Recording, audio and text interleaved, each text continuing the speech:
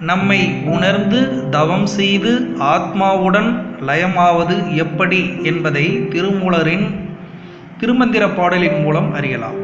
பொன்னை மறைத்தது பொன்னணி பூடனம், பொன்னில் மறைந்தது பொன்னணி பூடனம், தன்னை மறைத்தன தன் கரணங்கள்தாம், தன்னில் மறைந்தன தன் கரணங்களே. பொன்னால் பலவித நகைகள் செய்து நாம் அணிந்தாலும் மக்கள் பார்ப்பது பொன்னால் உருவாக்கப்பட்ட வளையல், கம்மல், நெக்லஸ் போன்ற ஆபரணத்தை பற்றி தான். ஆனால் பொற்கொள்ளர் பார்ப்பது தங்கத்தை.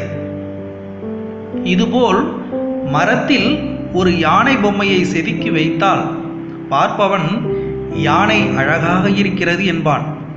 மரவேலை செய்யும் தச்சன் இது என்ன மரம் என்பான். பார்ப்பவன் கருத்தில்தான் எல்லாம் உள்ளது. இதேபோல் சராசரி மனிதருக்கு அந்த கரணங்கள் மனம், புத்தி, சித்தம், அகங்காரம் மேலோங்கி இருப்பதால் ஆன்மாவை, சுயத்தை, தான் யார் என்பதை அறிய மாட்டான். குரு மூலம் மெய்ப்பொருள் அறிந்து உணர்ந்து தவம் செய்பவனின் அந்த கரணங்கள் ஓய்ந்து தான் ஆகிய ஆத்மா வெளிப்பட்டு நிற்கும். ஆத்மாவில் லயமாகி இருப்பவருக்கே அந்த கரணங்கள் மறைந்து போகும். மோன நிலையிலிருந்து மோனியாவான், ஞானியாவான்.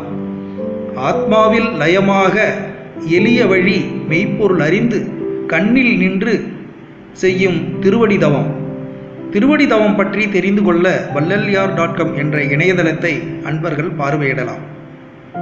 அருட்பெரும் ஜோதி, அருட்பெரும் ஜோதி, தனிப்பெரும் கருணை, அருட்பெரும் ஜோதி. எல்லோரும் பெறலாம் ஞானம். திரு அருட்பிரகாச வள்ளலார் ராமலிங்க சுவாமிகள் திருவடிகளே சரணம் சரணம். ஞான சர்க்குரு திரு சிவசெல்வராஜ் ஐயா திருவடிகளே சரணம் சரணம்.